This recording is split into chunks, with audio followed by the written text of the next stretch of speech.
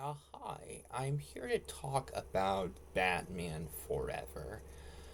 I'm a huge fan of Batman Returns. I love Tim Burton's directing. I love Michael Keaton's acting as Batman. And having another Batman film so soon after Batman Returns, but with a different director and a different actor playing Batman, that could seem like it could take a while to process. And as a kid, it was a film that I definitely liked. I don't think I was quite going all the way to loving the film, but I definitely enjoyed it. And I've had plenty of chances to rewatch the film and to really think about what I think about the film overall.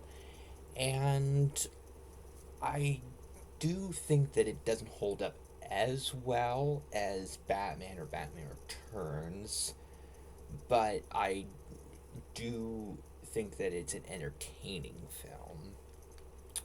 And I think that Joel Schumacher is an underrated director for Batman. I think that he had a lot of interesting ideas. I think he had a lot of heart and passion for the character.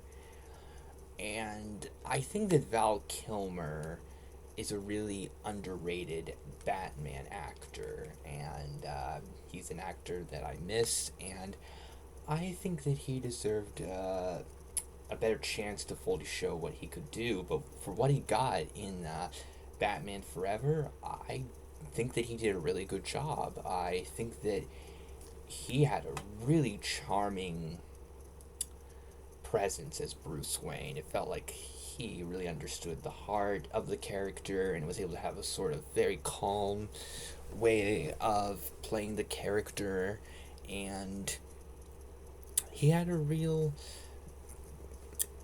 large amount of charm that really works so well for Bruce Wayne as well as Batman. And I think that he deserved to get to play Batman in either a different film or a film that had some changes, because I don't think that he deserves to be remembered as one of the less good Batman actors, because I think that he did a really good job, and I I think there are even moments where I love his performance as Bruce Wayne. And do I like Val Kilmer on the same level of Adam West or Michael Keaton? I can't go that far in for me, but also Val Kilmer got to play Batman in one film, and Val Kilmer played Batman in one film, and it was a film that I think a lot of his biggest scenes were cut out. So it's hard for him to have a fair chance overall. But I do think that for the brief time that he got overall, he was really good.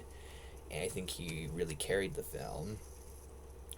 Michael Goth, wonderful as Alfred.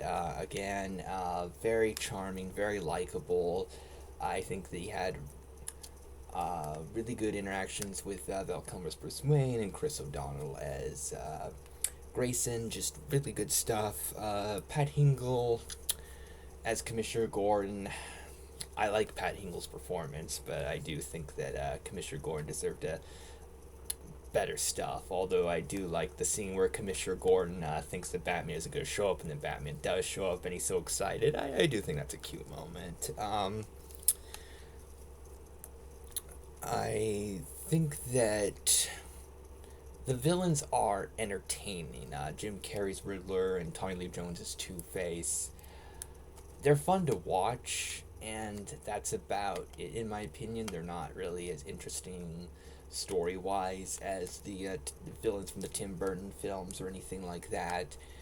Uh, and I think that Two Face could have been a little more reserved, because there are moments where Two Face was like the grumpy one and Riddler's the happy one making jokes, but it gets to a point where it feels like they're both making jokes and stuff. And I do think that Two Face is entertaining. I do really think that, but Uh, I do think Two Face is one of the characters that actually works better as a serious villain. There are a lot of Batman villains that I like to be really over the top and fun, but I think Two Face tends to be his best when he's super nuanced, and there's a lot of complex things explored about his morality, and I feel like that's not very present in Batman Forever. But in terms of entertainment value, I do like Riddler and Two Face. Um, I think that Robin is actually solid in the movie, and I think he's sympathetic. His parents and his brothers seem really likable. They're trying to really hard to stop what Two Face was doing. I think they were sympathetic characters, and it's understandable why Robin would want vengeance. And I like Bruce trying to help him go through a more altruistic way of going about things. And it seems like he really cares about Grayson and really wants to be a good role model for him. So I like that. Chase Meridian.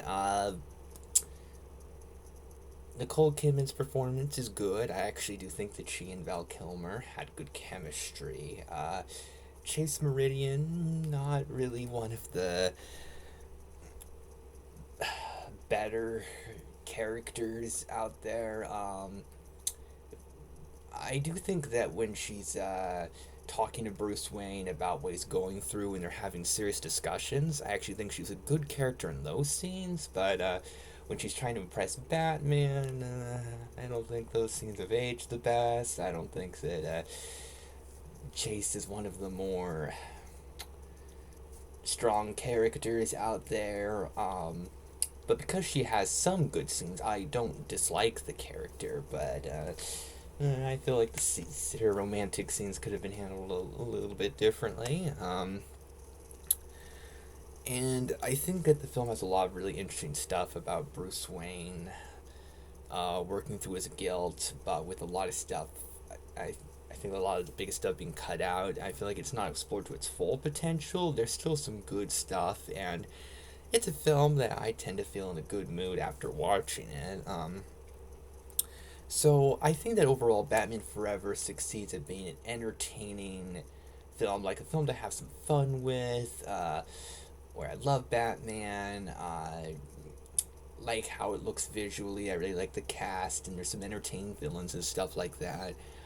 But I do think that there is a certain amount of nuance and a little more personality and expressiveness in the Tim Burton movies that I miss in Batman Forever.